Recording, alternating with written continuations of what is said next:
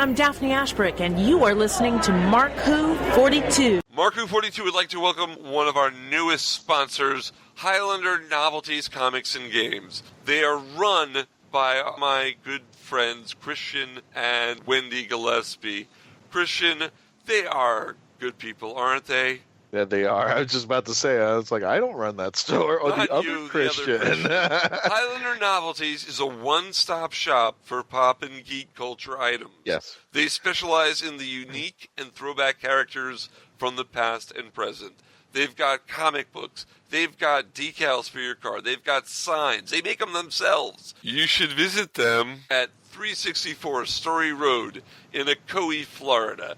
That's like right outside Orlando, isn't it, Christian? A bit northwest outside of Orlando. Yeah, we were very excited to be part of the grand opening that they had out there and are even more excited that they've joined the family of sponsors here at Mark Who 42. You can check them out on their Facebook site. Again, as Mark mentioned, they are in Ocoee, Florida, located at 364 Story Road. Check out their Facebook site for their business hours. Check out for also any specials going on. I believe on their site they're having a special on October the 28th for Halloween Comic Fest. Yes, they're having the Halloween Comic Fest 2017 and costume contest on the 28th. Just look up Highlander Novelties in the search bar and you'll find them. And please, don't forget to tell them Mark Who 42 sent you.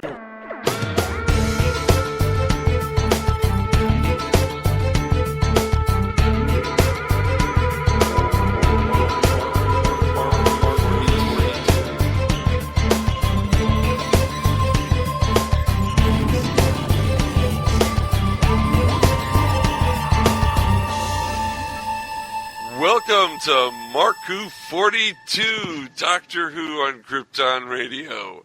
I'm your host, Mark Baumgarten, and with me today is Christian Basil, who's feeling Doctor Who withdrawal. There was no Doctor Who this past Saturday. Last week. That was it. No more review until Christmas. Man, that sucks.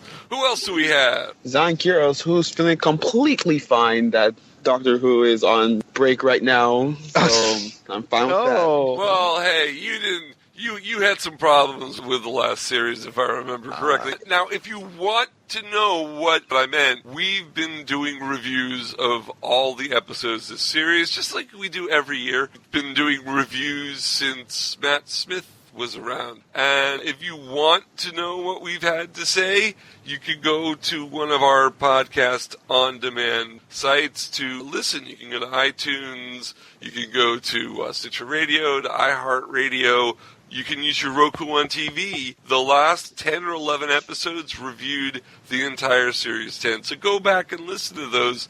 You'll be glad you did. But or not. We have Depends to upon...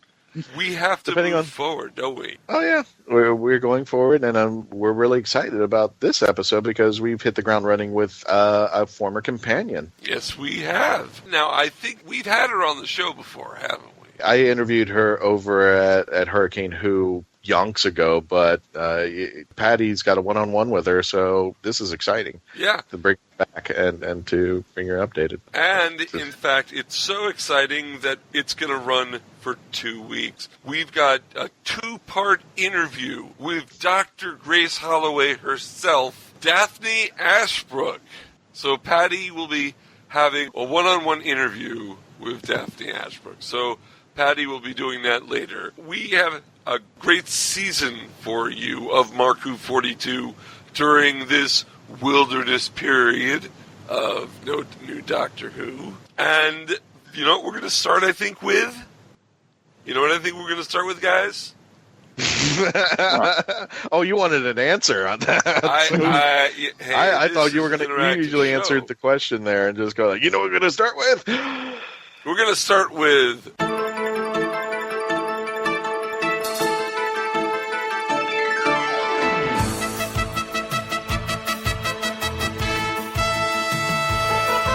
Mark Who 42 News with Christian Basil. Christian? Woo-hoo. I need a new theme song. Yeah, well, but we're working on it. We're we're buying the rights to a new theme song. Don't worry. Monday rights. Hey. And so this week I can't get extra cheese on my Whopper now because I got to contribute to the new rights of the new theme song for our news segment.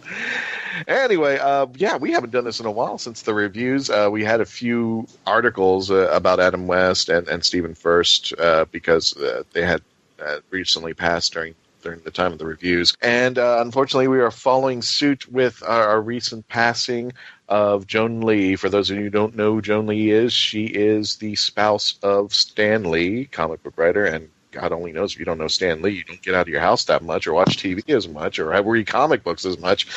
But they had He's basically the creator of the Marvel Universe. There you go.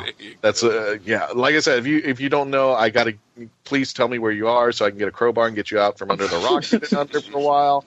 I hope you have a fridge and been eating. I hope you're okay. We'll get you to a hospital fine. Anyway, enough being said that, yes, she is the was the spouse of Stan Lee for an entire 69 years. Wow. Yeah, they were together. And I've been reading some of the article that Gadget wrote, but I have to say this, and I'm not being harsh, I'm trying not to be mean about it. I know for every good man that's out there, there's a woman behind him type deal, but until her passing just recently, I did not even know, and it's not that I didn't think he was married, I know nothing about Joan Lee. If anybody wants to bring your discussion to the table about this, but 69 years of marriage, wow, just wow. Well, from what I understand, she was a great sounding board for him. She really supported him in everything he did. It's amazing that this woman, who was born Joan Clayton Bucock, she's done some acting in the Marvel movies, kind of like, Stan Lee shows up in everything. She was a British hat model, if I'm not mistaken. Yeah. Okay. Yeah, and her last credit, and she's, they're all Marvel credits, but her actual on-screen performance was as Joni Lee in X-Men Apocalypse. Now, have you guys seen X-Men Apocalypse? It was all right. I personally like the X-Men in general, so that's just saying much for me. I'm kind of anti-biased towards them, so. Well, I like the X-Men movies, and unfortunately, I haven't seen Apocalypse. I haven't got to that yet. I liked the comic story from the 90s, and I kind of was like, do they have to make a movie of something that I liked? Because they could only either it's going to be good, or it's going to ruin my memory, so I haven't seen it. But I think I will now. Well, I've only seen bits. I hate to say this, but I kind of, after the third X-Men movie, I just kind of dropped out. And I was trying to desperately try to hit First Class, but I just for whatever reason, I couldn't drag myself to go into the reboots. And I was like, I think I'm kind of done with this. I might later on. For some reason, I am not a theater goer anymore as much as I have. You really have to do a lot to get me to go to the theater. It's just, I hate to say this is a totally different audience. It's the audience that has their phones out, texting while the movie's going on. It's the audience that I get constantly kicked in the back of the seat, or they're constantly talking. I actually have to wait until it either comes out on cable TV or Netflix, and then I can appreciate it because I can do it from home. I'm starting to watch Doctor Strange now. I haven't finished it yet. You're going to love that. That one I did go to the theater for.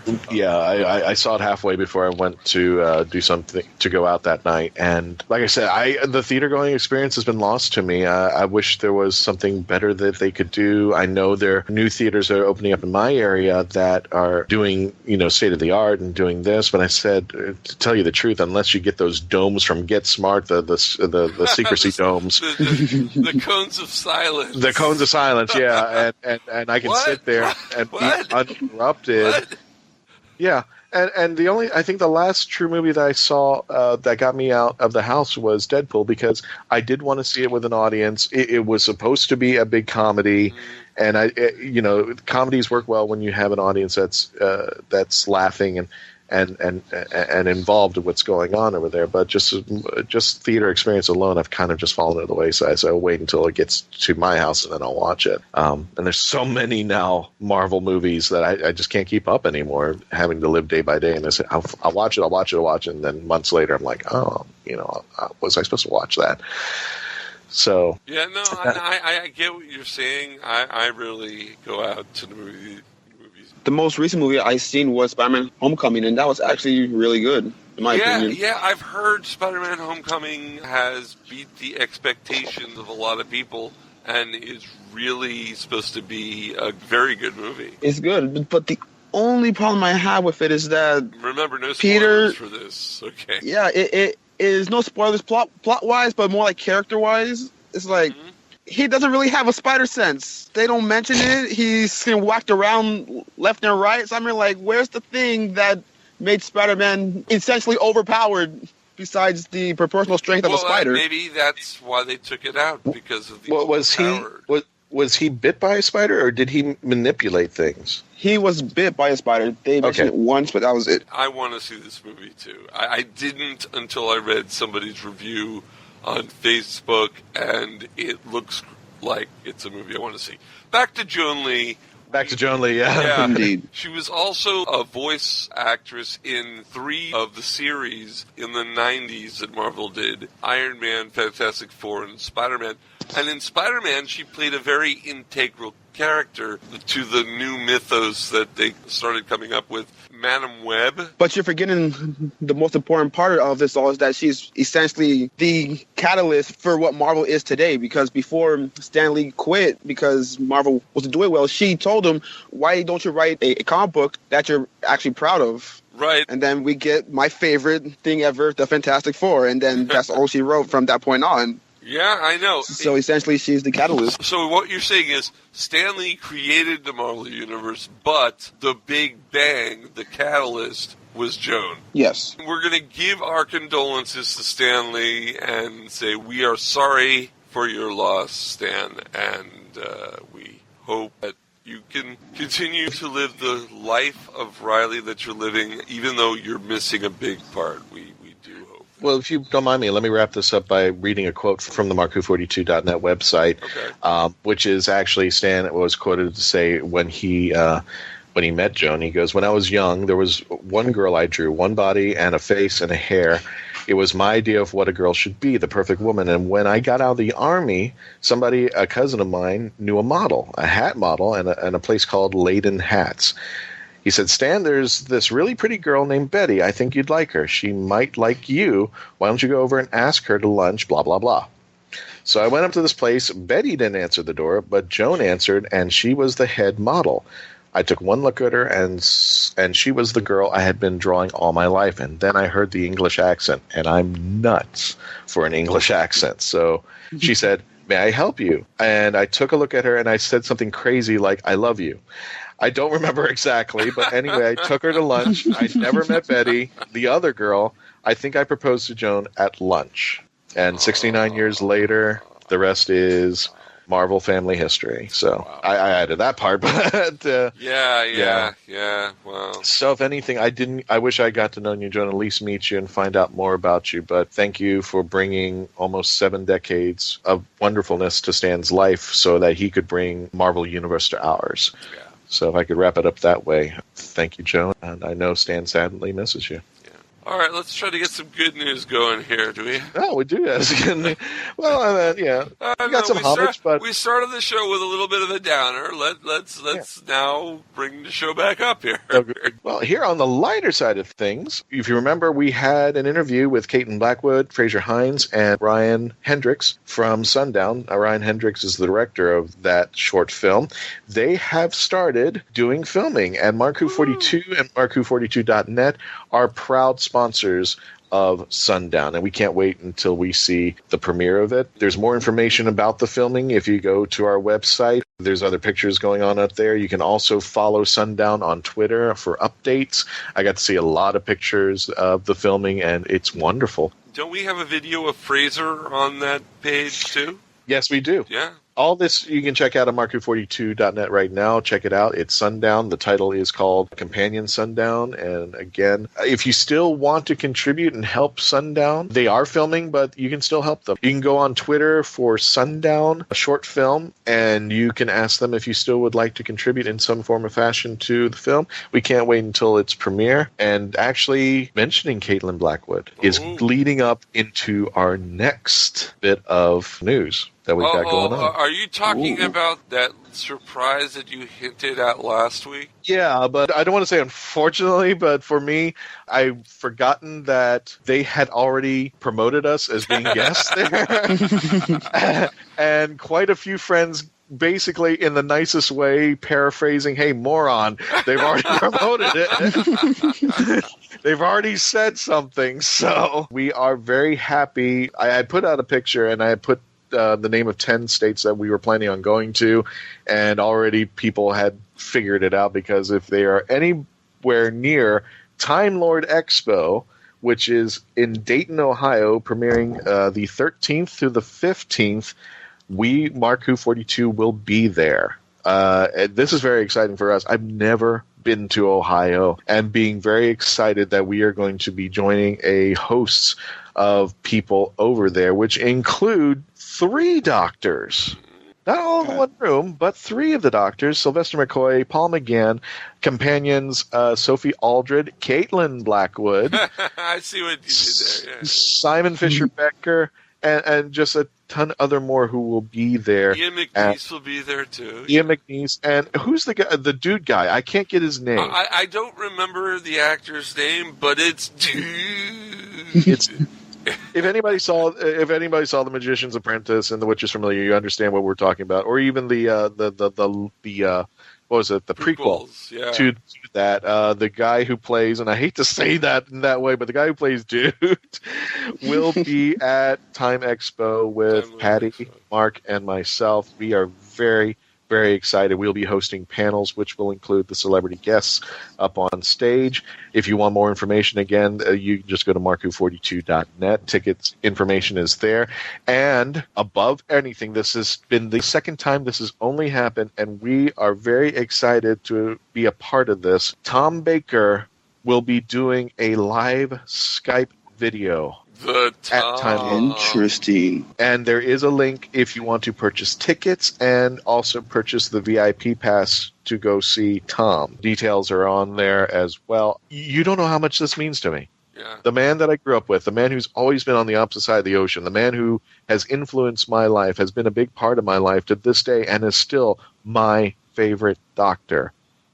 I will eventually meet Skype to Skype. Skype to Skype. Can't say face to face, so, but Skype to Skype. And if anything, I hope I get a chance to ask a question.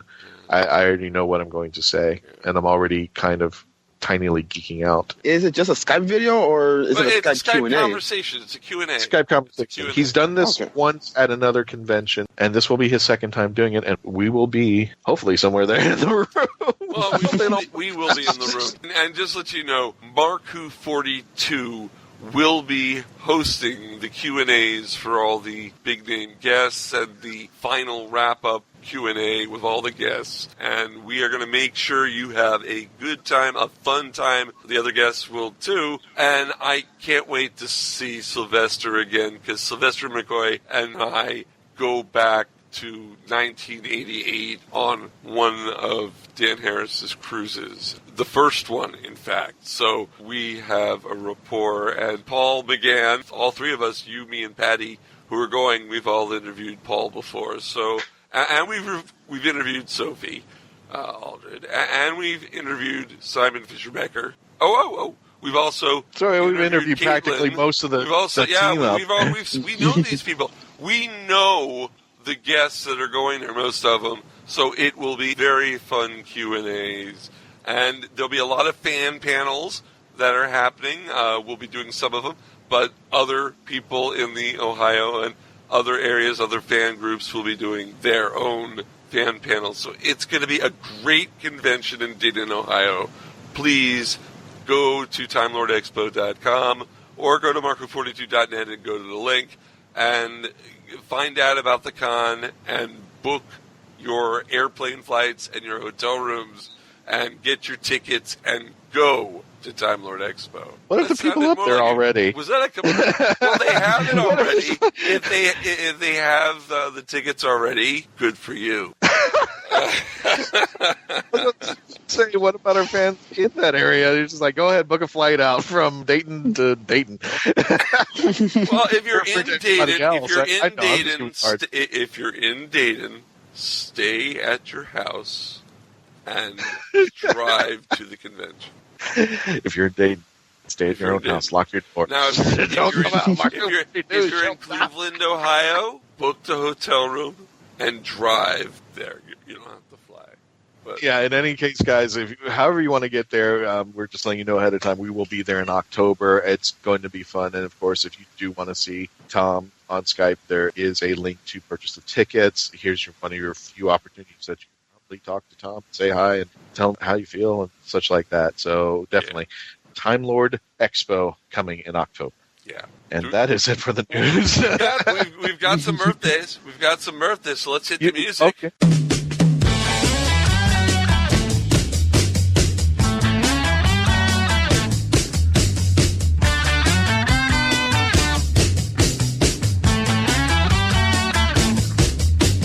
Oh, you got birthdays. I know.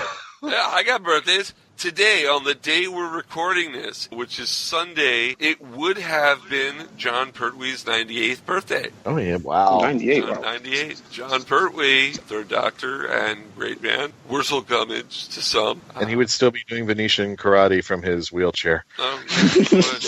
And then this Saturday, coming up this weekend, is a very important birthday because if this person wasn't born, you would never have had Mark Who 42. Wonder who that could be.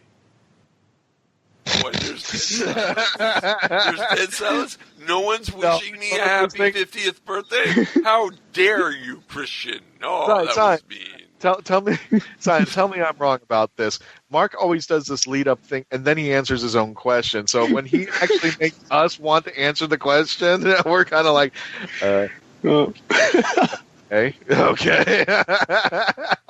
was asking, but yes, it's going to be my birthday, and I'm tooting my own horn. Thanks for not saying it. I didn't want to be the one to say it. Maybe we'll take this out and let you say it now. We'll cut that out. I've asked a question. Someone go. We're waiting. No, I asked the question. Yeah. Now we're going to edit in Premiere. Oh, I like what we just said. Oh, okay. I don't. Whatever. I don't want to toot my own horn, so let you do it. It's not tooting your own horn. It was fun. Happy birthday, Mark Bob Godden. Well, thank you very much. Yes. Mark of Mark Who 42 will be celebrating his birthday. So when they discovered electricity, how long? Oh my goodness! At least I didn't get the dinosaur joke. I got the electric light bulb. It's not an improvement, Travis. Yeah, all right. Doctor Who was already on, so it's not that far back. All right. They discovered color TV. Were you excited? Yeah, I was actually. Color TV was an amazing thing. No. The asteroid hit the planet and wiped out the dinosaurs. Where were you? See, this is more fun. I could go on and on and on. You could. And hopefully I will go on and on and on. We hope so, too. Yes. Yeah. And the show. Yes. Right. Okay, so along with John Pertwee's birthday, right? Mm-hmm. Right off the top of your heads, what's your favorite Pertwee episode for both of y'all? Right off the top of my head? Yeah. It's a favorite Pertwee scene. I'm sorry if that's a cop-out, but I remember a scene in the... No, a scene isn't a cop-out. That's perfect. Yeah. Scene's well, fun. like Ambassadors of Death, where he's standing, the scientist is going... He's talking to the astronaut from inside, but the astronaut keeps repeating himself. And the doctor is going, okay, open the damn thing. Finally, he's going like, okay, here you are. Okay, are you there? Are you there? Okay, open the damn suit. I'm paraphrasing, but that was one of my favorite scenes. Inferno. Definitely Inferno would be one of my top Pertwee episodes as well. But I think any episode he got to interplay with Roger Delgado Indeed would do it for me. So we could take. There's a whole season of that. The demons, though, especially, I think. As far as I've watched so far, the demons is my favorite episode. Yeah. I think one of the scenes that really hits me of all time is the scene where he's about to drive away with Liz Shaw, and he watches the explosion. Oh, you're talking about Doctor Who and the Silurians. Yeah. And he sees the explosion. And you could feel that the Doctor was feeling that. It's like, I finally was going to put things together. I was finally going to make things right. And we had a... what's that British Prime Minister's name? Harriet Jones. Flydale North. There was a scene from a future episode. Yeah, from the new series. I know you. Series. Yeah. The 10th Doctor's holding then, and she destroys the Sycorax. Yeah. And the 10th Doctor takes his vengeance, but strangely enough, well, actually, the third she got Torchwood to destroy the Sycorax ship. Well, I meant she still placed the order. Yeah. She was the one who executed it. Yeah. But when the Brigadier blows up the Silurians, the Doctor is just kind of like, oh, well. That's why I find it a little bit strange. Okay, so that was speaking of John Purdy. Now, speaking of this Mark Baumgarten fellow who's having a birthday, what would it have been like if he hadn't created Mark Who 42? What would this universe be like? What would the Whooniverse be like? It'd be a much duller one. A much Is it duller true? one. It'd be a much more duller one. I go for that. All right. Well, time has got me there, so okay.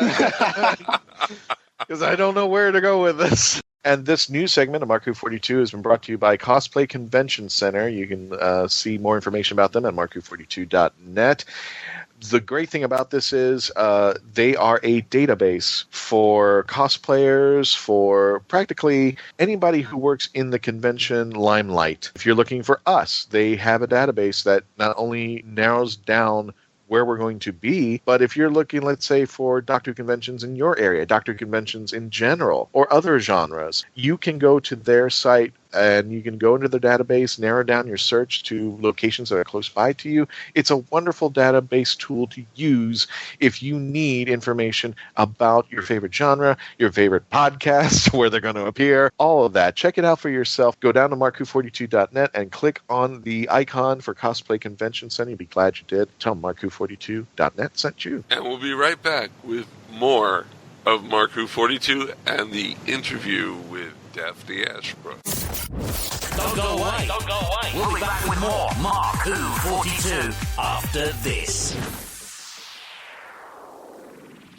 And I'd like to say right now, Mark Who 42 is proud to have 9.9 Comics as a sponsor for our show. 9.9 Comics, if you're out in Brevard County, this is one of the places to go and visit. They've just started recently, and they're located off of 1284 Sarno Road in the Melbourne area. They're starting out, but I met Matt and the team, and they are just really, really, as far as customer service is concerned, phenomenal. It's a really great store. They were telling me about a point system, Mark, and forgive me, I'm not familiar with it, but that's where the 9.9 comes from. When you go to a comic book store, some comics are just laying out there loose and for everybody to read and such like that. And every time somebody picks it up, it kind of depreciates over time. Not in this store. Every comic is protected. In fact, you can't even read the comics. They're all protected for your pleasure. So if you want to keep these comics for longevity and possibly later on try to sell them to make money off of them, they have every comic sealed up and protected. It's just phenomenal. Not only that, but one of the things I love about this comic shop is they sponsor the Candlelighters of Brevard. Now, these folks are a nonprofit organization that take care of children in the Brevard area who are suffering from cancer.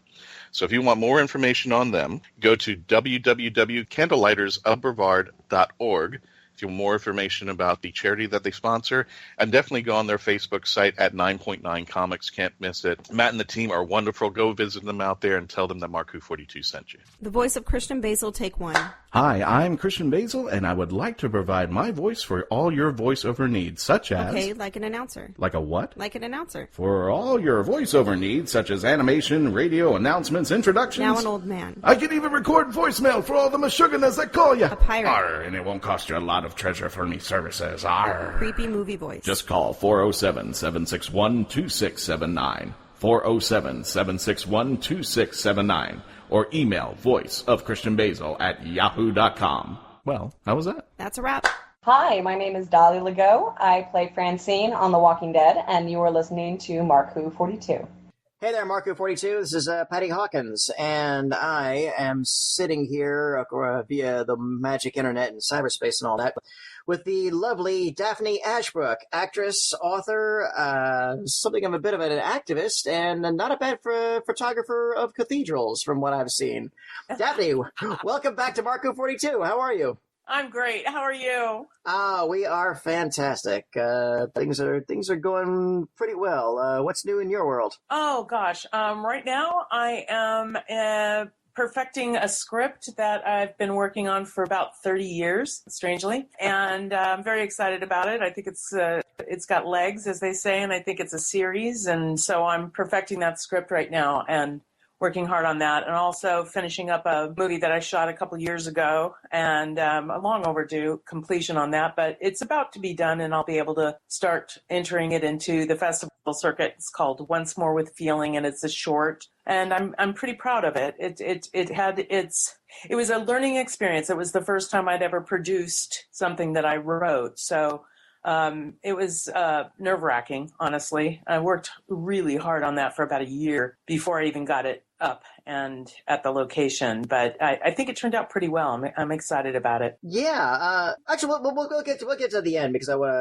definitely want to hear more about it because I love the concept from what I understand about it, and I'm really genuinely interested in checking it on out. So let's go back to the beginning. If it's okay with you.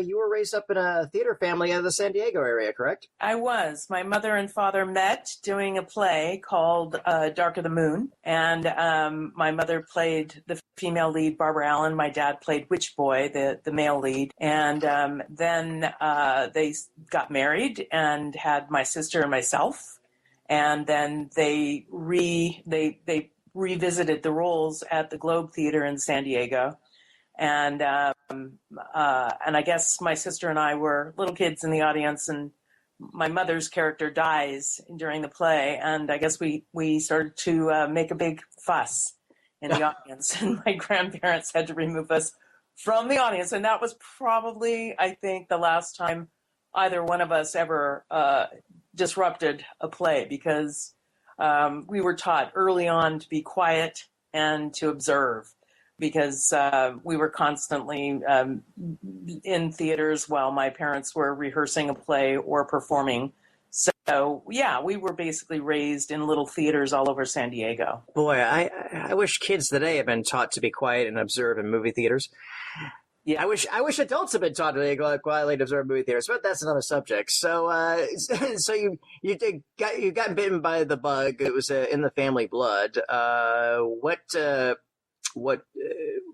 How did that evolve? Did you what were your college years like? Did you go into theater then, or did you go like straight to the Hollywood Shuffle? Well, I started doing theater when I was 6, and then just did play after play after play all through my childhood. My dad and my mother got divorced when I was about 4, so my father was always directing plays in the summers, and we'd go and visit him for the summer, and he would basically stick us in plays, probably just to kind of keep an eye on us. And so I did a lot of musical theater with my dad directing, and also my dad was a very fine actor. I saw him do a lot of really great parts. He played Zorba in Zorba. Oh. He played Stanley in Streetcar Named Desire. King Henry V, I guess, in Anne of a Thousand Days. He was really wonderful to watch on stage. And my mother is still acting, and she was fabulous. I got to watch her do some really brilliant performances down in San Diego. She was definitely the big fish in a little pond down there. And of course, my brother is an actor, and he's got Twin Peaks. Ooh. And my daughter has since graduated from Juilliard last May, and just finished shooting her 4th episode of House of Cards. And she just is about to open an off-Broadway play in New York. So I'll be going over to see that. I'm very excited for her. So yeah, my sister's also an actress and a writer and a director as well. And so yeah, it's definitely in the family. You know, I guess we just didn't have in a way, I don't think we had much choice. It's just I guess not. Yeah. we knew about. So, yeah. I went to college for a little while and I did some theater there. But when I was about 17, 18, I moved to LA and started to try and get work here. So I've been here ever since. There you go. Yeah, those seems like you got in fairly quickly into the weekly series run. You popped up in a lot of stuff. Hardcastle McCormick, Riptide, Fame, A-Team. You're definitely looks like the Stephen J. Cannell type shows. You were definitely all those, yeah. Yeah, really. So what? Is there anything in particular, any particular experience that sticks out from that time? I just really enjoyed the work. You know, it was not easy to get my foot in the door. It took me about a year and a half to get an agent. And back in those days, I don't think it's the same anymore, but back in those days, the way I did it was basically spending $1 or so to get the list of agents, casting directors in the business, and with their addresses. And I finally, after having mailed my resume and my picture out to every agency I could find and didn't really get much of a response, I finally just took it on the road and didn't really know what I was doing, but ignorance is bliss. So I just started to meet agents by walking into their agencies and dropping off my picture and resume and sort of that. And then in short order, I did get an agent after that, Alex Brewis, and he was great for a young actor that did not have their SAG card yet and didn't have any experience in front of the camera. And then, once I don't know how long it took me to finally get a job, Hardcastle McCormick being the first one that I ever did. It was just a co-star job, and then I did a co-star job on Falcon Crest, and then ended up getting my first guest star job on Knight Rider, and then just started popping all kinds of guest stars for about another couple of years. And then moved into movies of the weeks and miniseries and things like that, a few films, feature films, and just, had a great time. It was a really good run. Yeah, I kind of miss the days of the old trade sheets and Backpage, when Backpage was worth something, and the blue sheets and stuff like that. It's like everybody just pesters each other on their emails. I want to tell you a little bit about Our Family Honor, just because you worked with such an incredible cast on that one. And I remember when it came out, I remember watching it and stuff. It lasted one season, but Michael Madsen, Eli Wallach, Ray Liotta, Kenneth McMullen. Yeah, what was that experience like? That was incredible, actually. I think it was almost too good to be true. It was a huge cast, really great cast. I think there were 12 of us. And I had a really great part because I was playing a young cop who in the pilot graduates into the academy.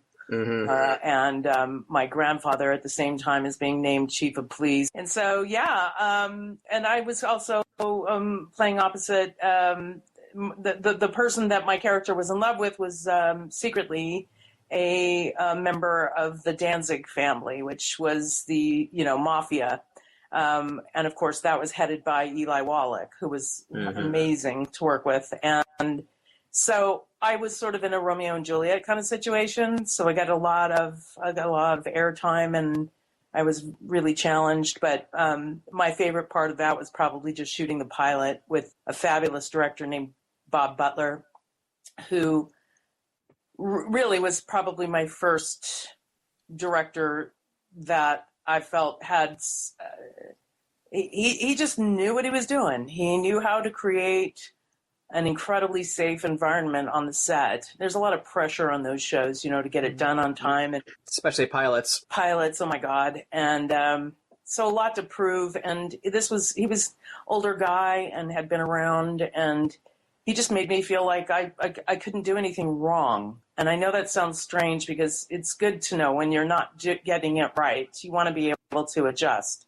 and get it right. So, but when you feel that you're not making a mistake, there's no humiliation or a negative, weird vibe that tightens the actor, so that you end up just in a spiral of nerves instead of just being able to adjust freely and make it better the next time, take two kind of thing.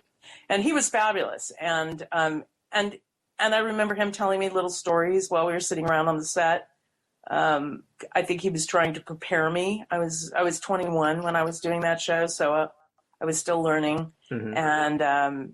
And he was really great at sort of giving me little stories to kind of prepare me for what I was getting ready to do for the rest of my life. So that was really a wonderful experience. And we also got to shoot our exteriors in New York. It took place in New York, the story. So yeah. We would shoot the interiors in LA, and then every other month we'd go to New York for a month and shoot all the exteriors. And because I was a cop and I did a lot of exterior work, I was always there working with Ray primarily, because Ray was my police partner. Yeah.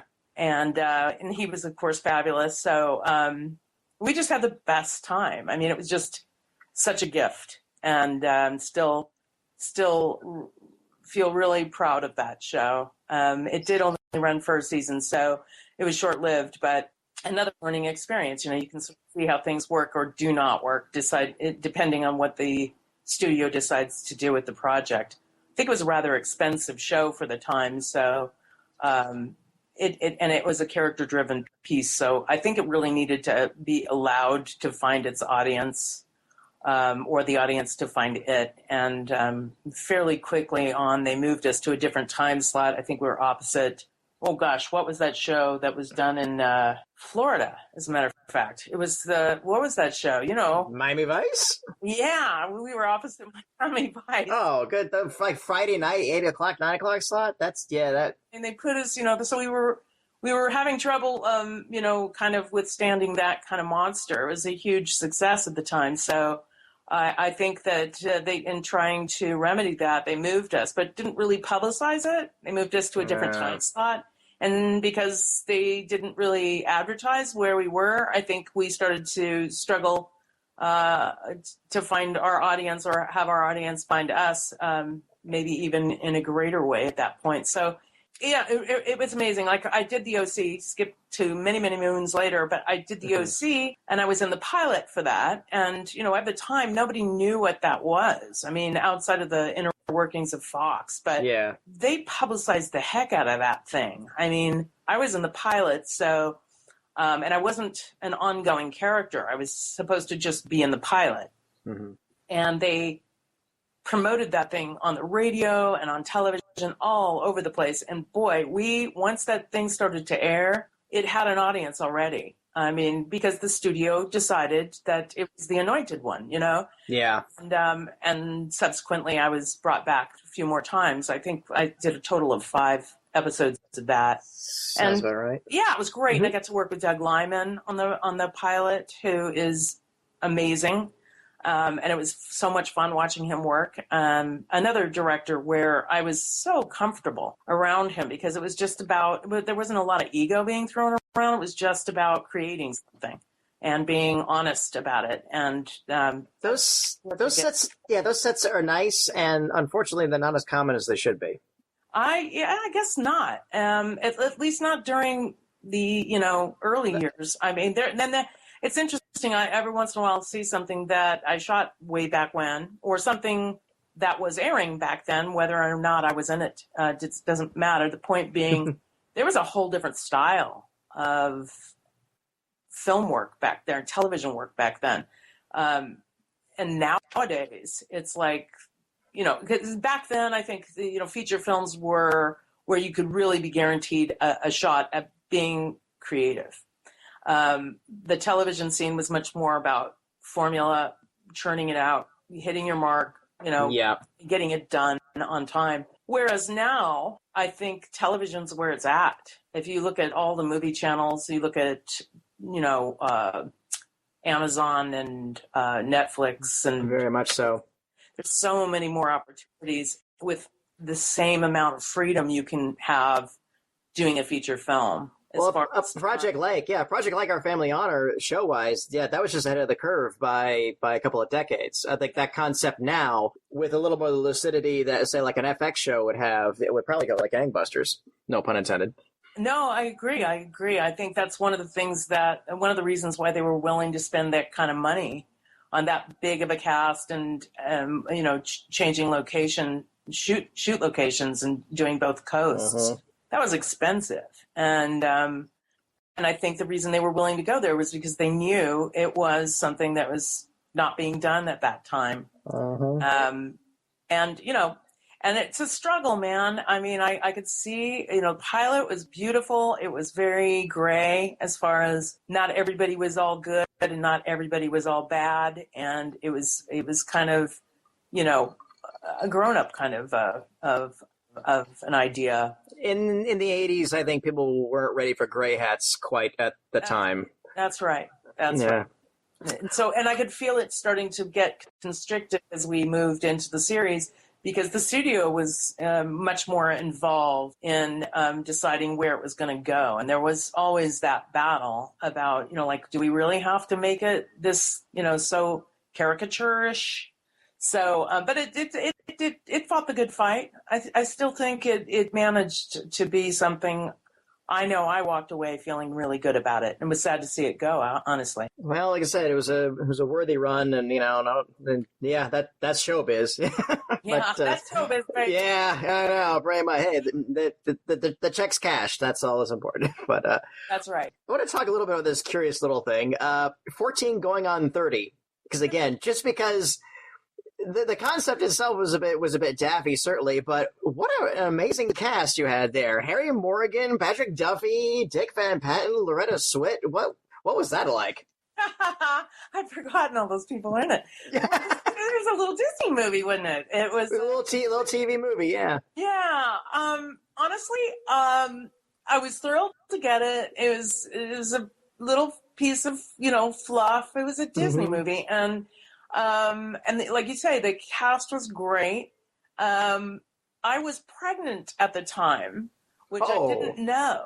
So, I always look at that movie as being sort of this interesting moment in my life. It was just before I had my daughter, and everything changes, once you have a child. So that was sort of pre me being a mom. And so that's what comes to mind when I think about that, honestly. But it was fun to shoot. And I remember that, and it was shot here in LA, and it was a nice gig, It was just a really nice gig to get. And for our listeners, it's a wisp of a movie where a teenager has a crush on his homeroom teacher, played by you. Yeah. And of course, the kid's a science wizard, so he, in an inverse of Big or whatever, he tinkers in a science lab and using weird science becomes an adult and attempts to woo you from the jerk PE coach who's engaged to your character. That guy? Do you remember that guy's name? Because that was Top Gun. He did a lot of features. That guy. He was also in Roxanne. He played the goofy kind of dude that she was in love with, but he wasn't the really smart guy. So he asks the Steve Martin character to kind of help him woo the woman. The Cyrano de Bergerac. Yeah. It's I love Roxanne. I picture the guy in my head. I just can't because he had that wonderful goofy energy to him too. It's like, how does she make you feel? Horny. I can't think of his name right now, but he did a lot of work back then, so he was fun to work with. Rick Rossovich. There you go. Yeah. So those were good times. Indeed. So, so you knocked around there, and then you did a little stint on Hooperman with John Ritter, which is another 80s show that concept probably ahead of its time, and again, just didn't make it to that critical first season, but widely regarded and unfortunately kind of forgotten about now. But what was that like for you? Well, I'm really glad you brought that up. I think you're the first person who's ever brought that up. That was one of my favorite experiences because John Ritter was just the funniest human being. And he was really, really trying to get Jack Tripper just out of the equation. And that and Buffalo Bill were the two shows that they were trying to really do a full-scale dramedy, as they called it back then, and that concept. And again, I thought it succeeded from what I saw of it. But please tell me more. I loved it. I had my memory, if memory serves, I had auditioned for that show earlier on, did not get cast. And then, so when I finally got cast and I ended up working with John, I remember him saying something like, yeah, I told him, don't screw this deal up. He wanted to work with me, interestingly. And I did have the best time. I mean, it was short-lived, obviously, but man, he's a goof. He was such a goof. And I'm a goof. So we were just walking around, off camera being absolutely stupid. And it was the most fun. One of the most fun jobs I've ever had, because he was just he was just fearless. And so of course I was happy because I could be as crazy and stupid and silly as I like to be, and had my partner in crime right next to me. So it was a lot of fun, and he became a really dear person in my life. I mean, I didn't necessarily carry on a friendship with him after the show. However, he did write a letter to me after I did a miniseries called Intruders. He wrote me basically a fan letter. Wow. Yeah. I mean, I still have it somewhere. And it was just one of the nicest things anybody had ever done. And so we didn't, like I say, we didn't have a friendship that carried on. We never saw each other again. And which is normally the way it is in the film industry. Yeah, you maybe see them again, but might never ever see them again. Unlike, Doctor Who, but yeah. Oh, don't worry, we'll get to that. No, I'm sure we will. But yeah. So it was one of those things. It was like a normal gig where you work with somebody, but you may never work with them again. But we never forgot about each other. It was just really a pleasant experience, and so for him to pop up in that way so many years later was just a real gift. I was just talking today, waxing nostalgic about the lost art of correspondence, of what it used to be to sit down and write somebody a letter and put a stamp on it and choose your words carefully, as opposed to like the quick text or whatever. Nowadays, if you got that gig, you just get a like on Facebook and move on. So Right. That is genuinely touching. That is cool. Yeah. But Hooperman was, and for audience members don't know, Hooperman was a little dramedy shows with starring Ritter, San Francisco cop, and it's a half-hour installment. It wasn't quite funny. It had moments of legitimate drama going on, and it was just kind of a little bit Barney Miller-esque in terms of really trying to tell human stories and not crime stories. Right. And yeah, good stuff.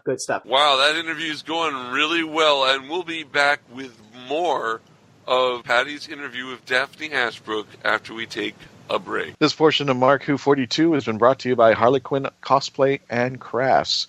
You can go to our site right now, markwho42.net, and click on her icon. Make sure to use promo code MarkWho42 for free shipping of any of her cosplay images and merchandise. And you will see Amelia Poole, yeah, that's her real name, Amelia Poole, who runs the site.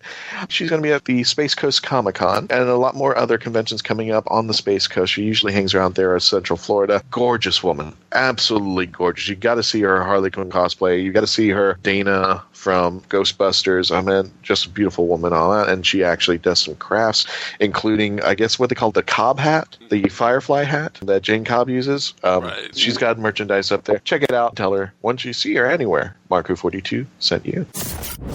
Don't go away. Don't go away. We'll be back with more Mark Who 42 after this.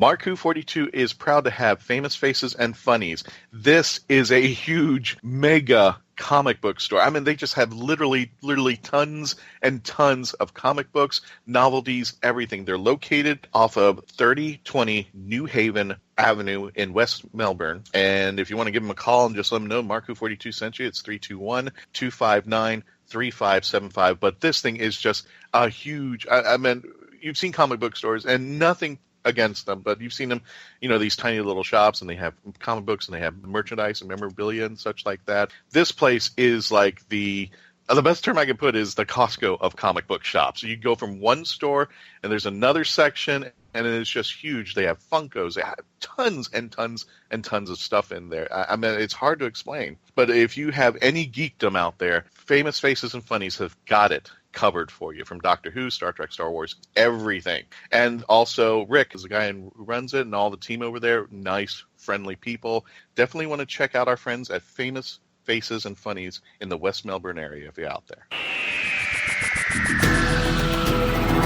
Hello, I'm Nicholas Briggs, the voice of many monsters on Doctor Who, and executive producer of Big Finish Productions. And I'm pleased to announce that Mark Who 42 Books have joined forces with Big Finish to bring you Big Finish Audio. There's this fella who calls himself the Doctor, and he says he has saved me, and we are in his time machine. You're all right. I think I've broken something. What about you? Yes, I'm fine, thanks. I don't think I broke your fall. Oh, sorry. Mark Who 42 Books will now offer to bring you the best in Big Finish Audio. But why are they here? How do you do? I beg your pardon? Oh, no need to. I'm the Doctor, and this is... I am Leela. By all means, please do come out to play, Doctor. I'm waiting for you. To find where Mark Who 42 Books will be, go to markwho42.net or on their Facebook site at Mark Who 42. What are you saying? They fizzled in somehow, like the TARDIS? Yeah, transmat from another dimension. The TARDIS doesn't fizzle. It's more of a... Also go to markwho42.net and download my interview with the team.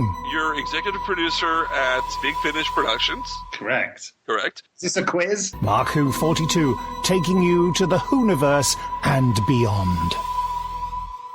Hi guys, my name is Gigi Edgley and I'm the host of Jim Henson's Creature Shop Challenge, and I play Chiana on Farscape, and I'm so very happy to be here. Mark Who 42. We're back with more of Mark Who 42, and let's go right back in to our interview between Patty Hawkins and Daphne Ashbrook, who played Grace Holloway in the 1996 TV movie called Doctor Who.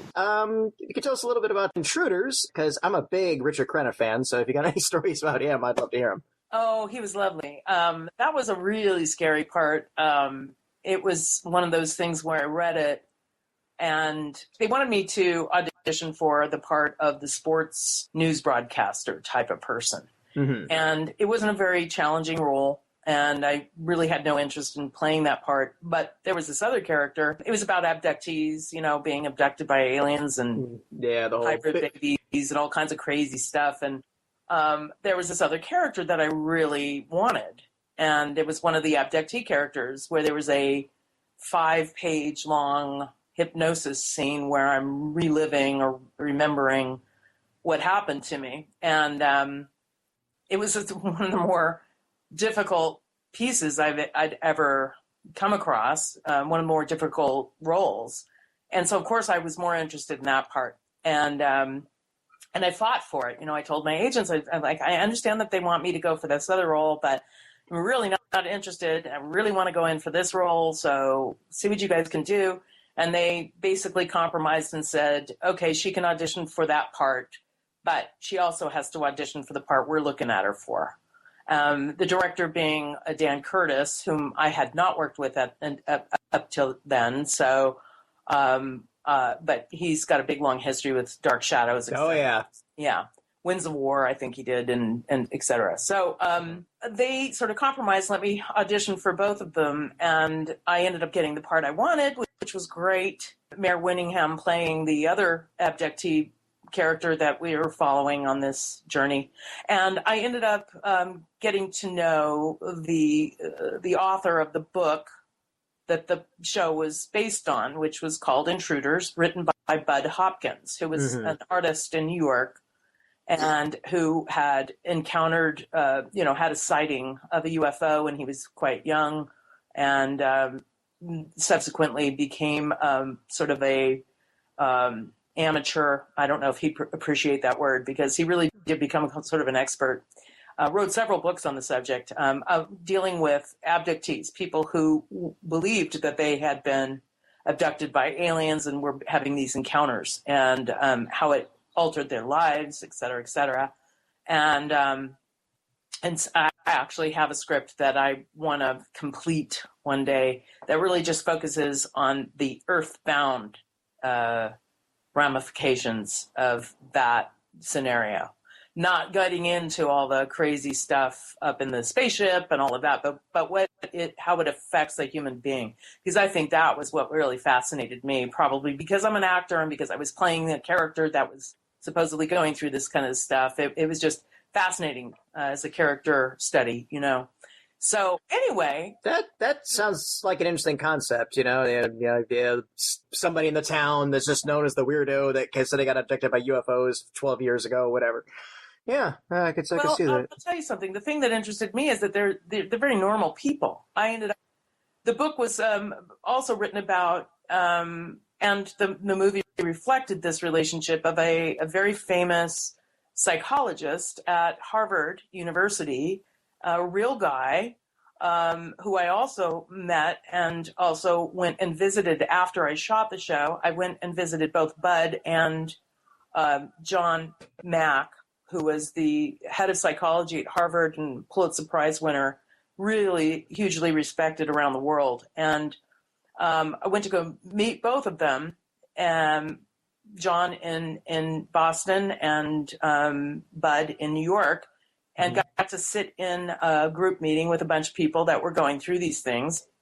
Wow. And I just got to listen to them and talk to them about the film and how they felt about it, because I felt that there were certain things about the filming of it that I didn't like. I felt like they made some of it, they took liberties with some of the situations to make it more, I guess, scary, which to me, I don't think you need to. I think it was scary enough all by itself, but they just sort of did, I don't know, it's very typical kind of thing where they get and kind of run with it. And as far as I was concerned about the people that had actually been reflected in the book and who these characters were actually based on. And I wanted to make sure that they weren't disgruntled by it, sure, or unhappy with it, or pissed off in any way. And they seemed to be okay. Maybe they were just being polite, but they all seemed to be kind of happy with the result of the film. So bringing Richard Crenna up, I had to do that 5-page long hypnosis scene with Richard. Mm-hmm. And I remember it was terrifying. I mean, we'd been shooting for a while, and I knew this scene was coming up, and I was a little unwell during the shoot. So I had kind of a fever going on a lot of the time, and I wasn't feeling physically well. And so I was kind of loose and kind of shaky. And then we sat down to do that scene. And, you know, it was hugely challenging. And at one point, the director wanted me to kind of like just take the roof off, scream, you know. And I wasn't prepared to do that. Actually, as research, the first thing they had us all do is Richard and Mare and we all got together and watched an actual woman do a hypnosis with Bud in an office in Los Angeles. And she was very quiet through the whole thing. And I thought that was really crazy, eerie, you know?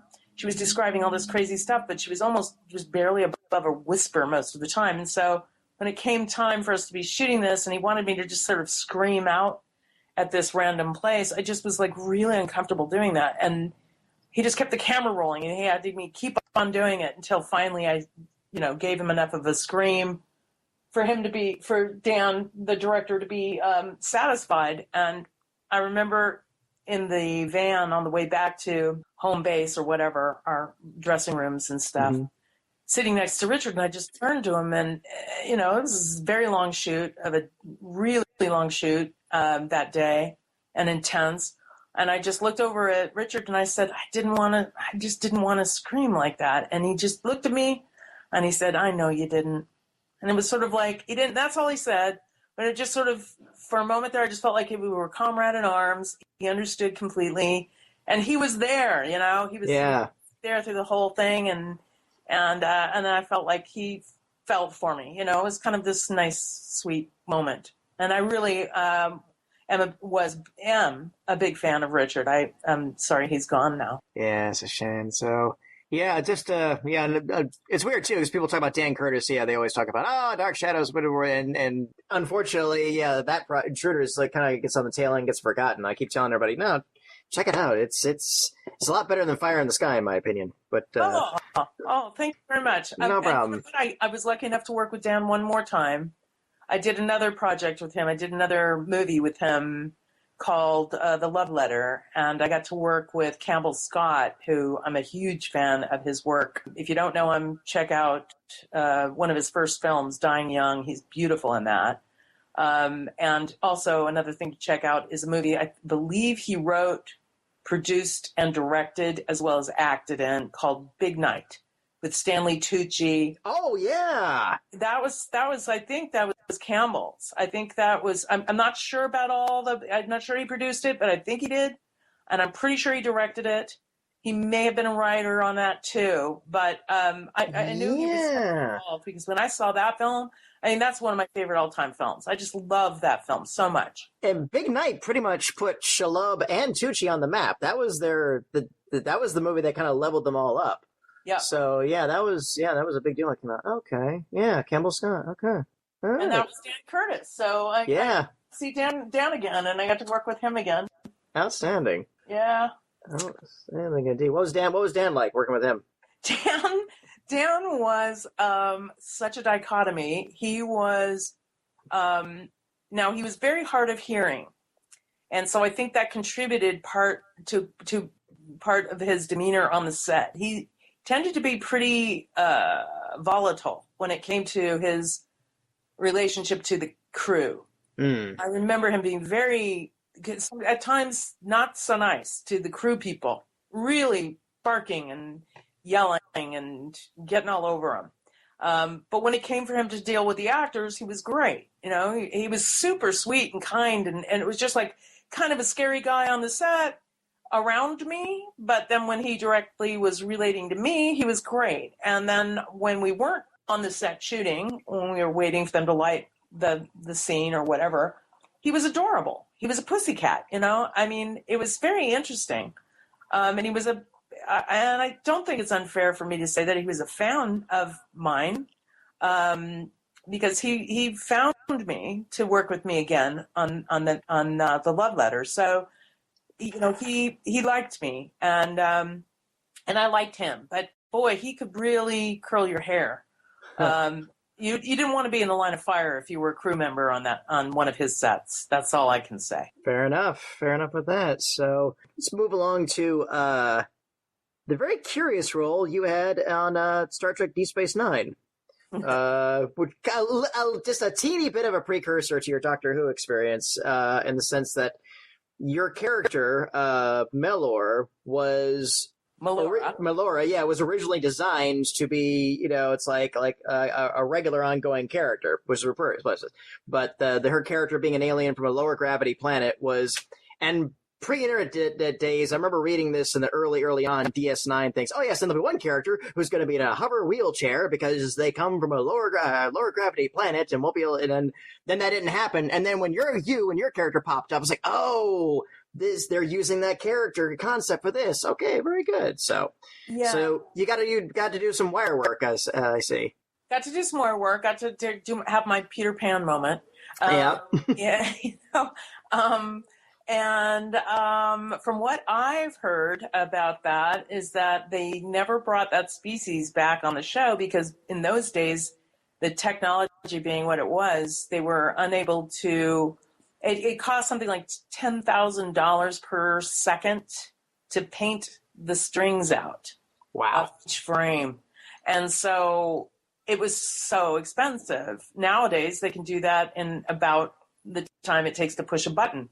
But back then, it was a very arduous, expensive endeavor. So they simply did this one shot. They did it one time, and they never brought that species back because of that, from what I've heard. So Melora was the only one to make it on screen, and the guy who wrote it was in a wheelchair. Yes, he was. Yeah, and he showed up on the set to chat, and he was very excited, I remember, because it had been a long time coming, and he was very proud of the fact that he was representing, you know. It's so strange that I think I've done I've done 3 characters in a wheelchair, one being on stage So I did a play called Duet for One, where I was in a wheelchair the whole time. So yeah, it was interesting that was such an important moment for that writer, because he himself was handicapped, and so it was a big deal for him. And they have rules in SAG, as far as I can recall, about representing those kinds of people, where if you want to use a person who really is in a wheelchair, who really does have a handicap. But I had to get up and move and stand and walk and then subsequently fly around. Yeah, I mean, I could see somebody could squawk and go to arbitration on that, but that's really, you're an alien race and just, yeah, I mean, it's been a while since I've seen the episode, but everything seemed perfectly plausible. And the character you created did live on in some of the novels. She was recycled in several. That's right. I heard about this weirdly from a guy who was, what do they don't call you a steward or stewardess anymore. They call you crew member. Flight attendant? Flight attendant. I was on a flight, and one of the crew people came up and said, "I know you. You were on Deep Space Nine," and and he goes, "Did you know that you're in a book?" And I was like, "No," and he was all excited. Yeah, that was a very strange moment where I found out about the books through on a flight from somewhere to somewhere else. I don't know where I was or where I was going, but it was an interesting little weird moment. Yeah, the character was I guess is in the sort of the pool of ancillary Star Trek characters that it's kind of up for use for novelists. So yeah, the character was used in at least 3 or 4 different Trek novels. Cool. Always getting bounced around, and during the Dominion War was cited for gallantry under fire and the whole 9 yards. So she's out there in the Star Trek universe kicking ass for whatever that's worth. Yay, go Melora. All right. So there was one other bouncy thing before we get to the big one. You came in on Murder, She Wrote 3 different episodes. How did that come about? Oh gosh, that was just an audition, and I got the part, and the first time I did it, I was the murderer, and that set was a little bit. The blonde did it. Yeah, every time. I mean, I was the murderer all 3 times. Wow. I know. I've played a few of those murderers. And I remember that Angela had such a heavy schedule. She was in almost every shot. Yeah. That by the time I was on the show, she was only working 4 days a week. That was in her contract. Yeah. She'd work 4 days, and then she'd get a 3-day weekend. And her husband was her manager, as I recall, and he was always there making sure she walked off the set at that hour, and that was it. And so the pressure was on to get everything shot on time, because, like I said, she was in almost everything. So you had to hit your mark, and you had to get it right the first time, or they'd get very uncomfortable on that set. So it was a lot of pressure, and to get it right the first time, and it was a real balancing act to try to get the technical stuff taken care of and still be true to trying to create something and be a good actor. So, I remember pressure on that set, but I guess they liked me because they did bring me back a couple more times. So yeah, there you go. And that was a fairly prestigious gig at that point. I mean, it was I mean, people joke about it now, but it was solid in the ratings, and that was another cavalcade of just lots of good, solid actors like rolling in and out of there every week. So that's interestingly, I was in the UK recently. I just got back less than a week ago, so I'm still a little jet lagged. But I was in a hotel somewhere and turned the television on, and there was an episode. And I've noticed that there's a lot of people in the UK that love Murder, She Wrote, and I couldn't understand it. I was like, okay. It's a great show and everything, but where is this coming from? And now I know that they run that thing all the time. Wow. And so there was, and I wasn't on this particular episode, but I went ahead and watched it, and every actor that was guest starring on that particular episode was a well-known actor at the time. I mean, they all had been in business for years. So it was interesting to go, oh my God, I remember that guy. He worked all the time. Yeah. So it was an interesting thing. And and weirdly, when I was in the UK, I was doing a convention, Sci-Fi Weekender convention in Wales. And it was the second day of the convention. I was walking from one place to another. And one of the gals that was attending the convention came running up and said, "Hey, Daphne, I saw you on TV last night." And it wasn't Murder, She Wrote, but it was the Dick Van Dyke thing that I'd done. You know what I'm talking about. Dang it. One of the murder mysteries that he did? Yeah. And I'm so jet lagged I can't even think of it right now. It'll come to me. But she had taken a picture off the TV and she said, "See, there you are." I was like, that's so weird. That's just too weird. I'm everywhere all the time. Can't get away from me. It's very interesting. What was it called? Gosh. Anyway. Father Diagnosis Murder. Was that? Yes, Diagnosis Murder, right. Yeah, and I worked a couple times with Dick Van Dyke, too. So that's another one of those few times you work with somebody more than once, It was interesting. He was I'm about to say, yeah, every interview I've seen him, especially recently, just seems like the man's a live wire still. And hope I had half that energy now. Wow, that interview was really good. Thank you, Patty, and thank you, Daphne. Wait. That's it? We're not going to get any more? That's it? That's it? I want more. No. There's more interview next week. We've got more with Daphne Ashbrook next week. Yeah, you have to. Fine. I'll tune in next week. Hey, this is a leave it on a cliffhanger. This is a Doctor Who radio show. We have cliffhangers. This is classic. You gotta leave it on We're having cliffhangers. I would love to see you hanging on an umbrella off of a railing on top of some ice cavern somewhere. You see, that wouldn't be good because Clara would have to save me. Clara will be watching. Exactly. Yeah, you don't want please, that. God, no. You don't want that. No.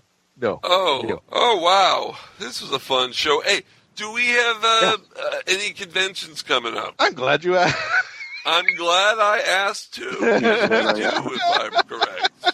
Yeah, we have a couple events coming up over here. Now, this one is not a Mark Who 42 sponsored event. I'm just going to be there, and you guys are more than welcome to come. There is a Doctor Who signing event taking place this Friday at the Coliseum of Comics located in Kissimmee, Florida. It will take place 5 to 8 p.m., and will feature our friends Sylvester McCoy, Fraser Hines, Daphne Ashbrook, go figure, Simon Fisher-Becker, Sarah Louise Madison, Colin Spall, and Rob Sherman. Ironically, every single one of those names I just read off has been a guest here on Mark Who 42. Yeah. So it's going to be interesting to have everybody we've ever interviewed in one room together with that many people. Hey guys, I'm with you. so yes, this is going to be taking place again at the Coliseum of Comics, 5 to 8 p.m. at the Kissimmee Coliseum of Comics. Just go in there and can at least divulge this information. I believe Sylvester McCoy's autograph signing is $40. I'm not exactly sure of the rest, but I know one of the prices. Robert Sherman will be signing autographs for free. So if you want a free autograph, Robert Sherman will do it for you. That's awesome. Okay, that's cool. Definitely. And speaking of which, a big event. We've been shouting our heads off to the top of our lungs, but if you haven't heard it, you're not listening to our show and you haven't been paying attention what the heck is going on at the Fort Lauderdale Convention Center. Florida Supercon taking place the 27th through the 30th. This big day event will also feature guests such as John Barrowman, Karen Gillan, and Peter Capaldi will be down there in South Florida, and we are really excited. And Mark Who 42 will be there too. Well, I was getting to that. Yeah. That's the guess. Yeah, I was getting to that there. But other guests include some other genres like LeVar Burton from The Next Generation, Michael Cudlitz from The Walking Dead, Ric Flair. Some other people are going to, Amy Jo Johnson, Pink Power Ranger, and your idol, Mark Lloyd Kaufman. Oh, yeah, Trauma Films. and a ton more. Lee Majors, Ralph Macchio from The Karate Kid, Josh McDermott also from The Walking Dead. I mean, the list goes on and on and on and on. And we will be down there hosting panels as well. So you'll definitely want to catch up with us down at the Florida Supercon. Tickets are on sale, marku42.net. And guess who else is going to be down there? I'm glad I caught up with Jeremy Palco, former guest, Walking Dead. Yeah. Good guy. Also, guys, everybody's been asking me, hey, if there's a new series that I should be checking out, Bloodline. If you got Netflix, check out Bloodline. It takes place in Key West. Jeremy's in the first season, but if you want something to geek out with, and I like it because I love Key West. It takes place in Florida. It also has Linda Cardellini, who you probably best know from Scooby-Doo, the movies. She was Velma. Oh, yeah. She looks good. But yeah, trust me. The list goes on and on and on. And of course, Marku42 will be down there hosting panels, and we may have a bit of surprises with you, as well as the Marku42 booth. The booth will be selling Doctor Who merchandise, and if you're looking for books from the Wilderness Years or Target novelizations, we've got a ton of those, all in mint or near mint condition. We also have some we've got some Sonics, but they go out fast, so you might want to get there early, like on Thursday or Friday, because we can sell out. And we've got Big Finish audio. Our friend cosplayers will be down there.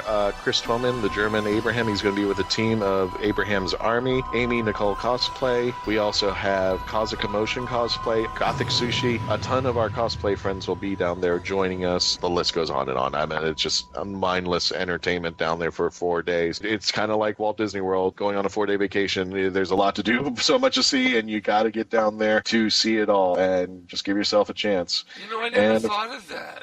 It's What's like that? a 4-day ticket to Disney World. I've always said that these conventions have been, the bigger ones like MegaCon, SuperCon, they're kind of like going to a theme park because people get hotels, they get tickets, they plan their day, they try the best, they save their money. Yeah, it is like planning for a theme park. Yeah. Indeed. Funny enough that SuperCon ends up on the day after my birthday. So we'll have to, we'll announce your birthday when we get to it. But yeah, cool, Zion. You are turning out to be a hell of a guy. Thank you. I don't know what that meant. To be a hell of a guy. I had to say something. I may have said something weird, but I... Oh, you just cut it all out if you want. No, that's it. Zion, I like how the way you make carbon dioxide. You are a pro, dude. Yeah, you know, those trees wouldn't exist if it wasn't for you, Zion. Thank you. And of course, we'll get more into it as we get closer to October. But yes, we will be at Time Lord Expo in Dayton, Ohio, 13th and 15th. That information is on marku42.net. Also, we can go ahead and announce that we will be guests, both the booth and the panelists at Space Coast Comic-Con. We'll go ahead and announce that because they will be having the Spacey Awards, which we've been nominated for, and we will make an appearance. And here's the thing, we don't know who won. The Spacey Awards, we don't know who won. Yeah, because like last year, we kind of went there kind of knowing that we won, but this year we're going in with no foreknowledge. We have no idea if we've won the second annual Spacey Awards. Well, they've done something different now with the Spacey Awards. Originally, it was a voting. Now it comes in two parts. It's voting, and then they have a judges panel who decides the determining factor of who won the event. So we won't even know until the night they announce it. At the moment they get on stage and say, you have won, that they'll let us know that we'll be there. So this is kind of nail-biting for us. We are in the top 3 as far as our category is concerned, but anything can happen. And if you want to support us, definitely you want to come out to Space Coast Comic-Con. Dates and information will be provided. They usually have it at the beginning of September. Keep an eye on the dates. I know Space Coast Comic-Con has the dates now. We're just trying to get more information so that we can provide for you the total package of what we're going to be doing when we get there to Space Coast Comic-Con. But we will be there, so this is an open announcement for that as well. Folks, don't forget to listen to past shows that we've done on iTunes, iHeartRadio, Stitcher, all the podcast platforms out there and on the Roku. Go to markwho42.net. We've got Doctor Who News and all the podcasts there. And don't forget, we've got the Mark Who 42 app on both Google Play and on the Apple stores. So go and pick that up, and you can listen to our shows directly from our own app. And Krypton Radio, thank you for continuing to have us on your station 4 times a week. We are proud to be your #1 talk show. We really are. I should also mention FloridaGeekscene.com because we have a lot of listeners in Florida. So definitely check out FloridaGeekscene.com for information on science fiction conventions and other sci-fi news dealing with Florida, or at least originating in Florida. Go to the Traveling TARDIS Facebook page. It's got 30,000 plus likes, and it is a fun site. Tons of memes, tons of places that the TARDIS has arrived that you never knew they were at, and lots of cosplayers holding up the Traveling TARDIS. Do we have any final words, guys, before we go? No, we're getting through summer pretty fast. I mean, it's already mid-July by the time you're listening to this episode, and summer's coming up. The holidays will be coming up. We may be at a location close by near you. I mean, within the 48 states. I'm really excited. Can't wait to see what 2018 brings to us. But 2017 has been one hell of a ride. So it just keeps going and going and going. Well, we still have another at least 24 weeks of the year. So let's fill it with Doctor Who and other science fiction goodness. Deal, guys? Deal. Good. Until next week when we come back with part 2 of the Daphne Ashbrook interview with Patty Hawkins. Have TARDIS will travel, everyone. Bye.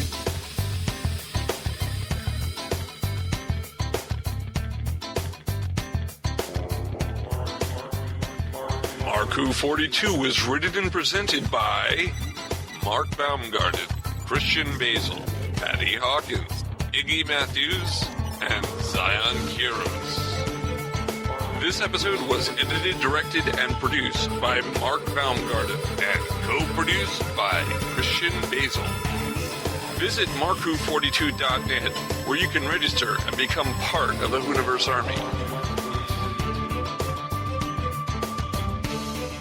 We can be contacted by email at mark@markwho42, subject line, ? If you'd like a chance to be a guest on our radio show, send an email to our media relations director, Christian Basil, at markwho42media@yahoo.com. You can have Mark Who 42 entertain at your next event or convention. Go to heroesonhand.com/markwho42. Space Coast Comics is a free monthly magazine found in over 120 locations currently throughout Brevard County, parts of Osceola, Volusia, and Indian River County in Florida, and available in Chicago. Follow them on Facebook to learn more.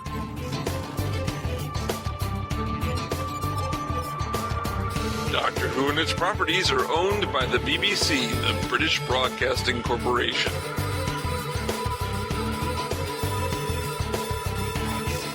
This show is owned and copyrighted by Mark Baumgarten, 2017.